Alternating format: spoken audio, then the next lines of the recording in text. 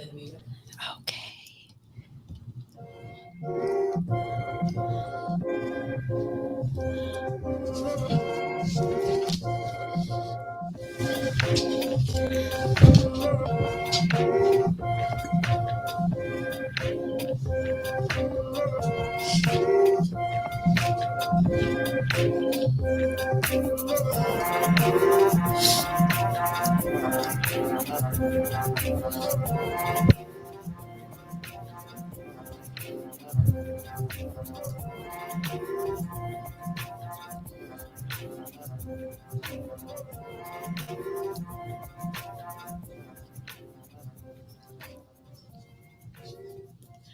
Good morning, amazing, amazing, amazing human beings. Here we are. My name is Nikki. My pronouns are she, her, we. We are out here in San Diego at Youth Empowerment. Good morning, good morning, good morning. This is going to be Take It Up a Tad Tuesday. Always coming with something you're already knowing. Good morning, Arthur. Good morning, Nikki. My name's Arturo Soriano. Victorious Voices, baby. That's what's up. So you guys know I already always love to start out with a quote, try and get our feet going, try and get our mentality right, deposit something good into our spirits today. We have an amazing conversation for you guys today. We're so looking forward to just highlighting the different thoughts and the different conversations that we've had throughout the week. Even though it's Tuesday, let me tell you, our conversations have been plentiful within the last 2 days, right or wrong? Yes. Plentiful. So today, the quote is the very first quote that I have for you guys. So the challenge of leadership is to be strong, but not rude. Be kind, but not weak. Wow. Be bold, but not a bully. Be humble, but not timid. Be proud, but not arrogant. Have humor, but without folly. I thought that just was like, dang, that was deep, right? It's deep, and like I always said, my talking points and agenda, and it fits right into what this conversation is going to be about today. Mm-hmm. I'm excited about it. Yes, I'm definitely excited about it. Who knows where it'll go? I'm telling you guys right now, we're going to come with the disclaimer off the top because we have a tendency of just spiraling, but we know that whatever it is that we have to say is going to be something. It's going to be insightful. It's going to be of purpose, and it's going to be fulfilling. So we look forward to having this conversation with you guys, getting involved with you guys. Thank you guys so much for showing up today. So we want to definitely highlight and recognize one of our amazing ambassadors, and she has a strong. We're going to go ahead and I'm going to pass it over to Arthur, and I'm going to let him handle this. Yes, most definitely. National Parents Union, Carrie Rodriguez, the president of NPU, a dynamic, strong women activist, connected with all kinds of different organizations throughout the states and connecting them on a parent advocacy and coming together to advocate. She's identifying individuals with lived experience that are parents that have the experience, and we're going to schedule some dates and times so we could fly to Washington, D.C., and get our little activist hat on and represent in a major way. She's one of our ambassadors for the Transforming Trauma campaign. Just a true leader. Her voice is strong. The organization is strong. And I just want to give a shout out to them, the board members there. I'm also a board member for National Parents Union. And the reason I became a board member there was because their main priority is the voice of the parent within schools, systems, and community. Yeah, it's powerful. And I think, as we get ready to have this conversation today, I think of, the different places that we've been, right? The different places where our feet have literally touched down as people that are formerly incarcerated, and to be presented with an opportunity to go to Washington, D.C., right? And have your voice be the voice as a representation of so many people that are marginalized, that are oppressed, that have the opportunity to potentially affect policy, affect where funds may go to better serve the community in a way that's so impactful and so powerful. Mm-hmm. And I think the one thing that we have a tendency of getting so caught up in is like, well, my voice doesn't matter, or it's just one person, it doesn't make a difference. But really, in all actuality, it's about our life experiences that help build us. And it's one person that can see, like, never did I think I would get out the hood and go stand and walk in the streets of Washington, D.C. to make a difference, right? And just one person, one homie in the hood just needs to see that. One cousin that is looking up to you just needs to see that. And how empowering that is, how life altering that is for people, So, with that being said, I just encourage everybody, when you're facing challenges and you're feeling intimidated, or you're feeling like, maybe that's not for you, take an opportunity and a chance to allow yourself to step outside of a box that you allow yourself to be in, because comfort and complacency is just, it's dull, right? And it inhibits our lives, and it prevents us from being the best version of ourselves that we could possibly be. So I love that. And I want to say thank you to Carrie Rodriguez, because for the simple fact of providing us an opportunity to deliver that information to our people, and provide that opportunity, to take some of our folks to Sacramento, or not to Sacramento, to Washington, D.C. with that opportunity. And some food for thought. Be confident, not cocky, confident. There's a difference. Like when the confidence, you come into the room and just command the room, like, because things need to be done, and we need to speak that same voice to transform systems. Absolutely. So that goes into our next question. Are you ready? Yes. Are you sure? No. How are you feeling today? I feel amazing.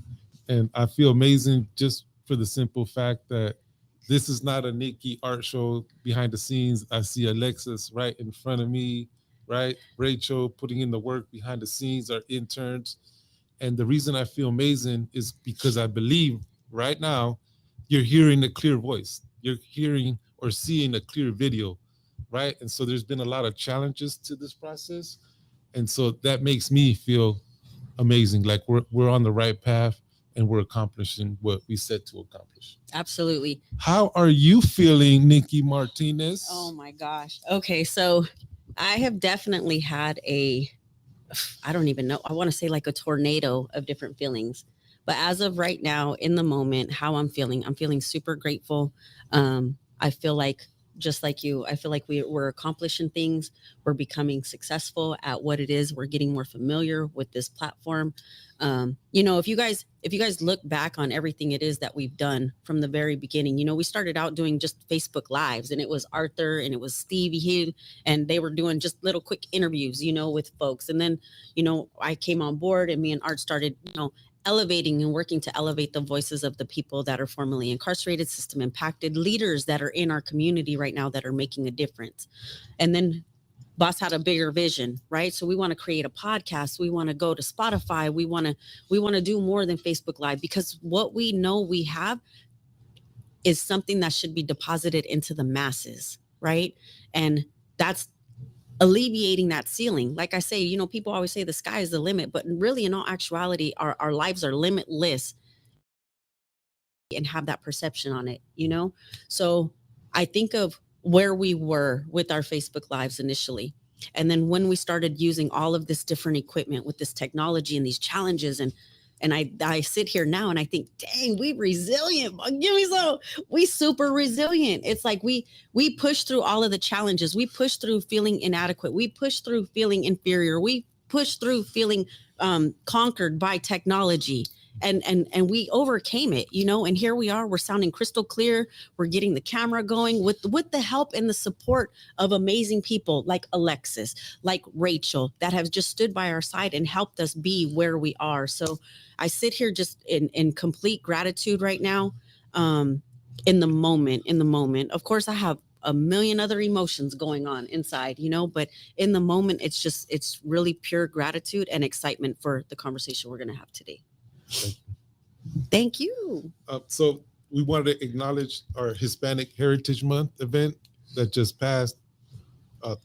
Antonio Fernandez, King Tone, a great mentor of ours, a collaborator in the Credible Messenger movement throughout the states, locally, nationally, internationally, and all the individuals that were there present, Diana, Angelica, Robert Antovero, and Salvador Robles, right? Of being able to be present. And if they weren't there physically, they definitely were there in spirit. So this is something that we're going to do next year. Mm-hmm. So stay tuned and let's participate and uplift our Latinos, Hispanics, our culture. Yes, absolutely. And it was an amazing event. You know, there was a lot of people that were out there grinding. We had a couple of people that weren't able to make it, but you know what? When you have a small business and you're grinding, your hustle is 24 hours a day, you know, and sometimes there is no stopping because, you know, money needs to be made. Families need to be fed. You know, you have to do what you have to do. Like you say, you know, you were volunteering and putting your heart, sweat, and tears into youth empowerment with no money, with no funding for the first, what, 2 years? First 3 years. First 3 years just grinding and grinding and grinding, you know. And I think when I first got out, like that was the same thing. My mom was just like, are they paying you? Are you doing? No, I'm just showing up. I'm just showing up. I'm just showing up, you know. And ultimately that creates the doors and the pathways, and that goes into leadership. You know, we had an amazing leader that was in here yesterday. Shout out to John, all the way visiting from Minnesota. You know, he a powerful leader in what it is that he's doing, making amazing, transforming systems where he's at, where he's living. You know, just the thing is the grind. You know, it might be endless working that 9 to 5, and then doing a little bit extra. But you know what? Service is priceless, and when you show up and you serve, it becomes so much more rewarding than the actual paycheck if you're doing it from a genuine heart and spirit, you know. And that's right on topic into leading our conversation here today. I've been in a position where, like, before youth empowerment, right? In my past lifestyle, there was power. There was power to gain. There was power to manipulate. There was power to step on individuals to get on the top. There was power of strategic planning, putting in a plan together, you know, bringing in drugs, doing what we had to do to survive, to make money, to hustle, to be in the whole fish lines, right? Communication, um, highly intelligent individuals in prison, in the men's prisons, in the women prisons. Like, just being in Pelican Bay Shoe, I remember just being with individuals that had many gifts. You had historians, you had math teachers, you had Lawyers. lawyers, I mean, legit lawyers. you had the Wall Street Journal Yes. magazine in the pod sharing numbers and graphs. And for the individuals that didn't understand math, right? Yep. The mathematicians would step in analytically, mathematically, Mm-hmm. and put it together for you. So there was a lot of learning, Yeah. right? And how to conduct yourself professionally. In our pod, we would not use one cuss word. I know. I Right? love that. Yeah. He told me that yesterday, and I was like, love that. Yeah, and so that's effective communication in the Mhm. professional world, right? Like, Yes. you have your smile, you conduct yourself, you present yourself in a way, right? So there's many hidden treasures and many talents inside prison, and so now it needs to be used in a way where it's transferable into the community, and you're doing things legit, Yeah. where you're not breaking the law, and you're probably going to make a lot more money doing it like this than in the past, because that past lifestyle will get you back in that same situation. I'm an individual that lost everything. I had high support from my mother, a savvy business lady. She put me in position to have my own business. I used to house individuals. I was making great money, a lot more money than I make right now. And I lost everything. I know what that felt like, right? And that was my turning point of, you know what? All these skills that I have in my past life, how am I going to use this for something good? How am I going to use this for something productive? So when I first got out, I'm going on 8 years in April. I had a spirit of service leadership. You know what? You know, mom, don't help me no more. Don't put me there. I need to do this on my own. Let me figure this out. I'm gonna get into something. But yes, I need your love. I need your support. I need your guidance. I need your mentorship. I need you to be there for me. But let me figure this out. Mhm. And that service leadership of just being in the community, serving our youth, individuals, and families, everything else became history. Just building a relationship first and foremost with the people, Mhm. being there representing the people with a spirit of servitude, of service, of connection, of building relationships. Everything else fell into place, right? And then now using the gifts that we have, these hidden talents in prison, and now using them for something productive. What we do is a sense of purpose, right? Most definitely, we got to have business savvy skills, because ain't nobody gonna come into youth empowerment and use and abuse us, because that's what happens with big nonprofit organizations. I personally have experienced nonprofits stepping into our space, using our narrative, using our language to get what they need and get funds delivered into their nonprofit. So I know what that feel like, and I learned from experience. Right? I'm not gonna let that happen again. Yep. I'm not gonna, now we can get everything on paper, and we'll use understandings, and having that gift to build and serve and be there present. That's the type of legacy I want to leave for myself. I don't want to leave a legacy. I made all kinds of money, and I left it to my kids. I want to leave something that feels great for my legacy, for my kids, for my family, so they could say, "Man, my dad, you know what? He served people." Yeah. Right? And that's what I want my family to represent. Mm-hmm. So there's definitely hidden treasures, hidden talents in that CDCR prison, and we're here to support that, to connect that, to elevate you guys to be in a position of executive, opening up a business, whatever that heart desires. We want to push and help achieve your goals. Well, and the one thing, so I read something somewhere one time. It's been a minute, right, that I've read it, but I want to share it with you guys because it was so impactful and it was so powerful when we're talking about transferable skills, when we're talking about leadership, and we're talking about, duty to the community, right? Because especially formerly incarcerated, we do have a duty, a sense of duty and a sense of responsibility to our community, to our families, right?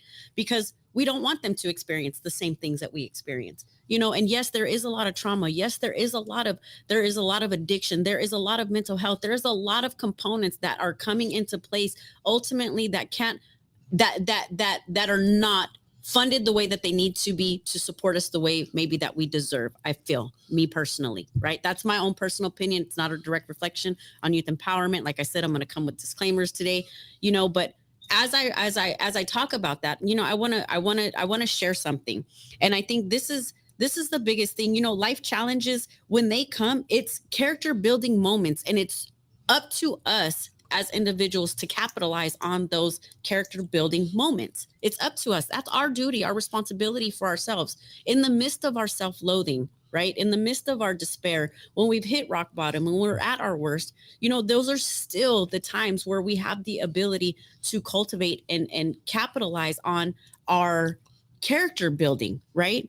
And I don't know about you guys, but we have all experienced an extreme low that we got ourselves out of, whether that was with support, whether that was with spirituality, whether that was with our own mindset. We had the ability, and something mustered up inside of us that had us standing back up. I heard something the other day, and the guy had said, "You know what? If you fall down and you fall on your back, at least you're looking up, so you can get back up." And I was like, dang, that's what's up, right? When we fall on our face, though, there's always somebody that's standing around that's willing to pick us up and pull us back up so that we can spin back around and look up to the sky and put feet up underneath us so that we can stand on our own 2 feet. So with that, I think about all of the different challenges, all of the different traumas that we've experienced, all of the different life experiences. And me and Arthur come from a formerly incarcerated lens, right? We worked on ourselves. We healed ourselves. Now we're working to do everything in our power to work and heal our community, and not just our community, but the people that interact with our community. So they're not ostracized, so they don't feel less than, so that they can feel a part of something, and we can create that web of healing together. So our folks that are formerly incarcerated, and our people that are on the brink of leadership, our people that are on the brink of in this ambivalent stage. Can I do right? Should I do right? I got 1 foot in, I got 1 foot out. I could do the best, but I don't feel like I'm worthy. And a lot of times that's what it boils down to, is that we don't feel like we're worthy. And little do we know, we are worth so much. We are priceless gems and royalty in this world, and we are a gift to this world. The world is lucky to have us. Lucky to have us. It's us diminishing our own spirit and our own gifts, right? So I had read back to, I went on a rant, I apologize, but I went on a rant to say this. It was said somewhere, I don't even remember where I seen it. If you can write a rap, you can write a book, right? Books become bestsellers. Books put money in your pocket. So do raps, right? But never discredit your ability to go just a little bit further. If you can flip some dope, you can flip a legal product. So much legal products out there to be flipped, so much money to be had, so many different ways to elevate yourself, right? You can get off the corner. If you can run a gang, you can run a company, right? It's true. You are coordinated. You have the best skills. You got critical thinking skills, your creativity, you're innovative.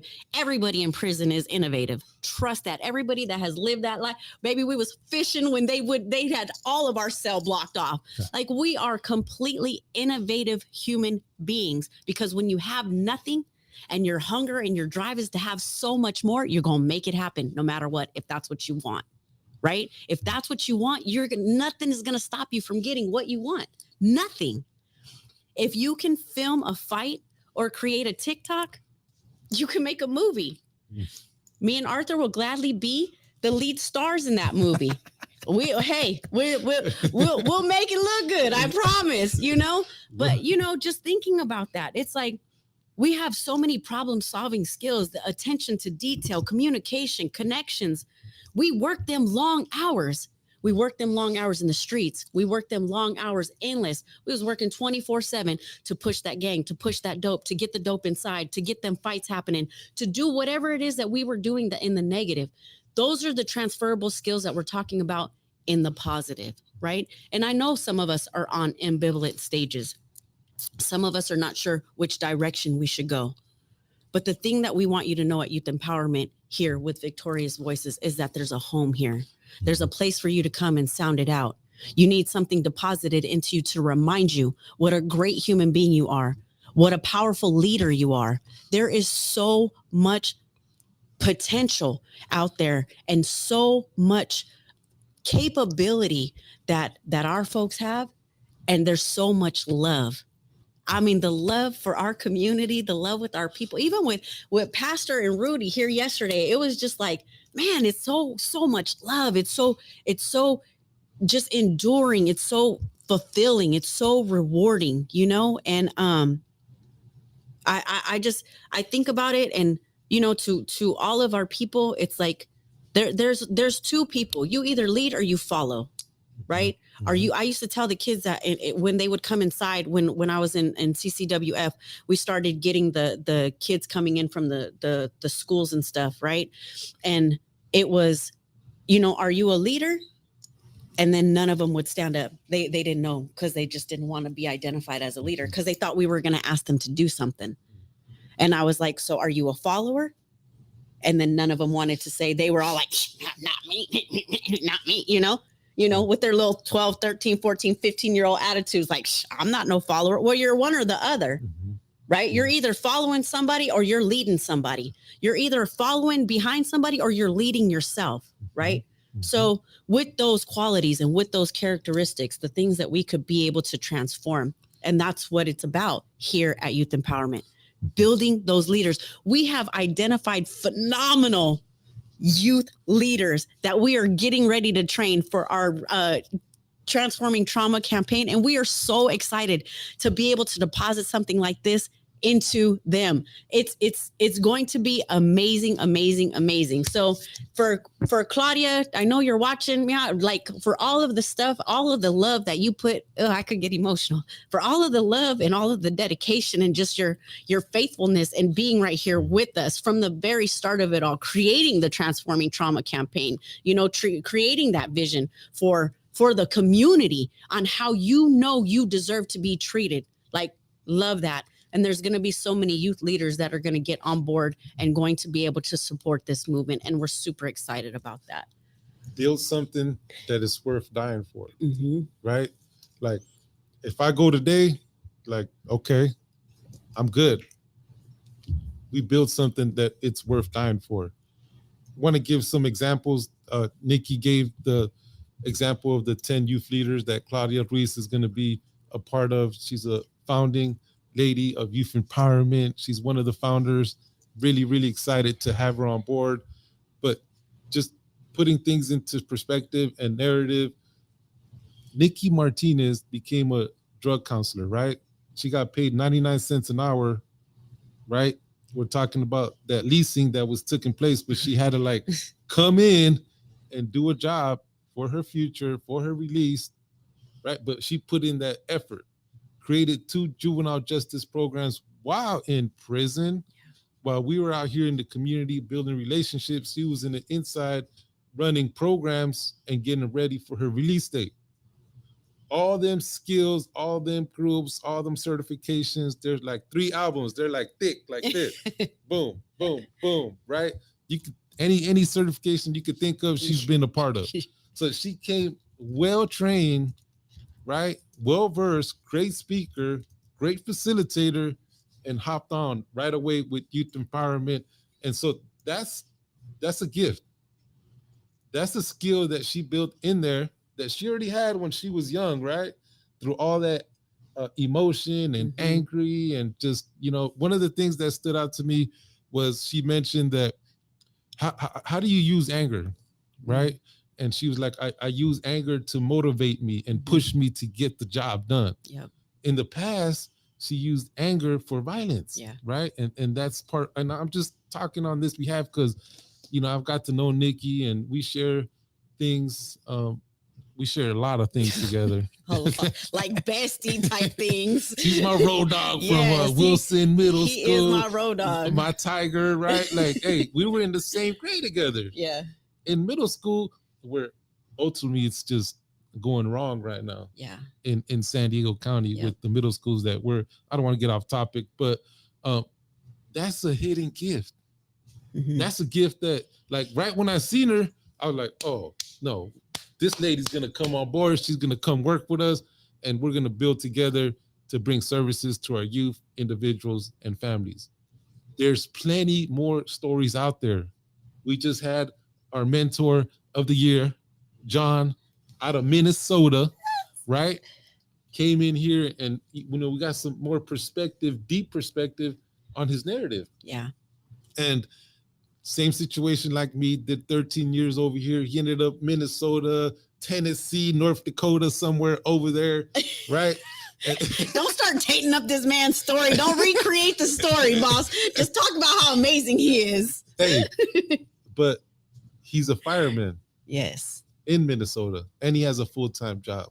Yes. And he's doing program work over there and doing restorative justice with the kids. Yep. And putting preventive measures so they don't go back into the system. With a record just as thick as ours. Yeah. Yes. And so there's plenty more. Yes. There's plenty more of narratives, and we just not that excitement, that passion needs to be ignited into what that gift is and build towards that. So last night I was doing group with the youth, right? With our resilience group. And it was an amazing just connection, bond, spirit-filled presence. The space was just rewarding for me, and it made me like, and I've been going through my own challenges, with life, with emotions, with my mental state and how I'm thinking and my perception, and not trying to be irrational and trying to just be realistic, with things that are happening in my world right now, and staying to continue to function from a place of gratitude, right? Because we're in this free world. And I think that last night having the conversation with the youth really rejuvenated my spirit in a way that I felt was purposeful. And one of the youth had asked, one of them had got out, like, I think about a year and a half prior to what it is that he was supposed to get out, right? So that's celebratory type stuff. I think about my experience, and I had shared it with them. And, I was sentenced to 45 years to life, and I'm home after serving 25 years. I had 20 more years to do, And the question was, why did you guys want to become mentors? And the question was to me and to Robert Almada, right? And I sat there and it kind of hit me. And, I go back to always saying the same thing, like, I don't believe that I got out of prison 20 years sooner and prior to when it is that I was supposed to, so that I could work on a shipyard, so that I could be, trapped in a warehouse, so that I could be, bus boying somewhere or doing some type of physical labor. I got out so that I could do this. I believe that this is my purpose. I believe that this my heart is in this to deposit something good in people, because I know what it feels like. And it was crazy because when we started talking about it, I could see his little mind wandering. And after we got done, he was like, and he is an amazing young man. Like, this young man, if I could highlight, and I can't because of HIPAA, but if I could highlight some of the great things that he has done in his life while he was incarcerated, and since he's been home, and he's only been home a couple of months. DJJ? Yes. Okay, so he's a prospect for. Oh yeah, for sure, for sure. Amazing prospect. Swelled my soul, last night, and he was just like, it makes me think, like, I got out early too, and am I living my purpose? Am I living what I'm supposed to be doing? And sometimes it just takes the conversation with people to allow them to just think a little bit more of what it is that they're capable of and their capacity, and I feel like self-reflection is it's so important, and it's imperative in what it is that we do, because I feel like we are building these leaders. And this is the blueprint that worked for me. It worked for Nikki. Like, all these youth and all these individuals and all these hidden gems and hidden talents out there in the community. If we're able to identify our traumas and our triggers, Yep. and identify that, what system induced means to me, how did the system come in and traumatize me? The chronic trauma that just keeps on going and going, and the complex, and you being traumatized because your family member is going through something, and you're in that triangle where you have your rescue, your persecutor, and you're trying to get out, right? And you're trying to find yourself. Once you get out that Bermuda Triangle, right, and the healing and the resilience comes in, whatever your gift is, you could get it done and you can accomplish it. And we're here to support that. Absolutely. And when I talk about, like, we're here to build leaders, the boss always says, we're just trying to help you get to the best part of you so we can hurry up and we can get out the way, right? But I think with the building the leader component of it, and what I mean by that is, a lot of times we are so convinced in our past to believe the lies that are instilled in us, right? Through all of that trauma. Unfortunately, it's not true. It's not true. And we've been convinced to believe this lie for so very long. And I think, there's so much power in empowering others. And that's what I'm talking about. We're here to, regardless of the flaws, regardless of the failures, regardless of the unsuccesses, regardless of the pitfalls, regardless of the backslides, regardless of the ODs that we've experienced, regardless of the shortcomings, and regardless of the slips and the relapses and all of that. We're here to remind you all that you are amazing, valuable, powerful leaders in this community, and have the ability to be so much more. And if we can deposit that in every interaction, that's exactly what we're going to do, to remind you that you are that powerful leader, that you are that community member that can make a difference, and not just your life, but in the lives of others. And if you're not ready for you, that's fine. But people are watching you. People are looking up to you. People are valuing what you have to say. Right. And so why not let it be something that would be powerful and impactful? Because, like I said, starting out at the very beginning, we do not want our people to suffer. We don't want them to go through the same shoes that we went through, the same experiences that we went through. We don't want them ending up in them shoe terms. We don't want them ending up with them juvenile life sentences. We don't want them walking around slapping people for no reason because they're so angry inside that they hate themselves. We don't want that. We don't want our loved ones to experience that, And so we have, as just our roles in this responsibility in this community, our roles and responsibilities in this community, to do just that, So when you're ready, we are here. We love you guys so, so very much. And I think the depth of, like, our struggle will determine the height of our success, and a lot of times we fall, and it's okay to fall. It's it's okay to fall. They always use those numbers. I don't know the numbers, but they say like Michael Jordan or whoever it is that you look up to, Kobe Bryant, he had to shoot 9,000, I don't know, free throws and missed, 9,000 of them, but he got them, 500. And so, yay him, so just thinking, I don't know the numbers, but you know what I'm saying? You know what the objective is. They say same thing with the guy that did the light bulbs, Edison, whatever. He had to do it, 3,000 times before that. I just seen a video on Kobe Bryant, and he was obsessive in his line of work. Yeah. And his obsessiveness culture is the people that or organizations he used to identify. Yeah. And that's what we got going on over here. Like, we're obsessed off the hook. Obsessively off the hook, which is kind of crazy, but you need crazy people doing the work so you get done, right? Just a smidge. Linda, I love you. I love you. I love you. Thank you so much for watching. Yes, we have to get obsessive. We have to get obsessive, but that's the thing. That's part of our make it happen mentality. Right? Because when we're in that lifestyle, when we're doing things in the streets, we get obsessive. Woo. Ain't no stopping us. Same thing. And so to all you leaders out there, you're just as obsessive. You have just as much potential. Never in a million years did I think I would be out. Never in a million years did I think that I would be where I'm at right now, sitting next to this man, having conversations about things that are relevant in life, in purpose, in providing fuel, not just for you guys, but for me. Yeah. So, super grateful to be here. Super. Yes. And let's change core beliefs together, right? Like, different core beliefs identified when we were children, youth, adults, criminal thinking, addictive behaviors, and just that mentality.